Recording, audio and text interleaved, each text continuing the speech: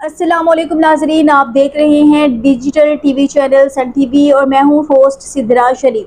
شامل کرتے ہیں آج کی اہم خبر شامل کرتے ہیں فیصل آباد سے۔ فیصل آباد میں شہید سپاہی حسیب کی برسی کے موقع پر پولیس کے چاق و چوبند دستے نے سلامی پیش کی۔ اس موقع پر پولیس افسران نے شہید کے اہل خانہ سے ملاقات کی۔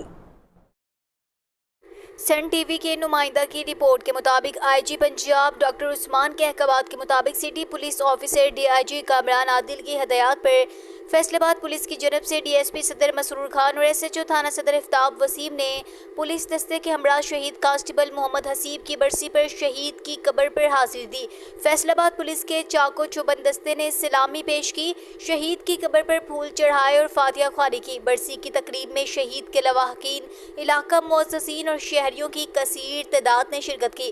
کانسٹیبل محمد حسیب نے اپنے ساتھیوں کے ہمراہ علاقہ تھانہ peoples colony teacher training college کے قریب ایک گاڑی کو مشکوک جان کر روکا، جس میں سوار اشخاص کو تلاشی دینے کا کہا۔ مشکوک افراد نے گاڑی سے اترتے ہی پولیس پر سیدھی جان لیوا فائرنگ شروع کر دی۔ کانسٹیبل محمد حسیب اور اس کے ساتھیوں نے بھی دہشت گردوں پر جوابی فائرنگ کی۔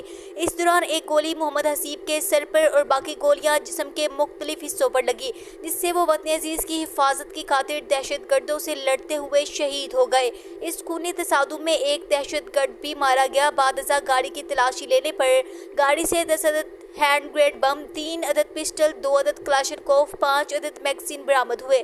محمد حسیب شہید نے دہشت گردوں کے خلاف بروقت لڑتے اور اپنی جان کا نذرانہ پیش کرتے ہوئے فیصل آباد شہر کو ایک بڑی تباہی سے بچا لیا۔ فیصل آباد پولیس کی جانب سے شہداء کی فیملی میں تحائف تقسیم کیے گئے۔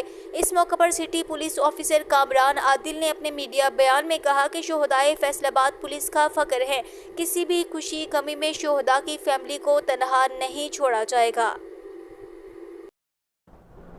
تو یہ تھی اب تک کی اہم خبر۔ مزید خبروں اور اپڈیٹس کے لیے ہمارے ساتھ رہیے۔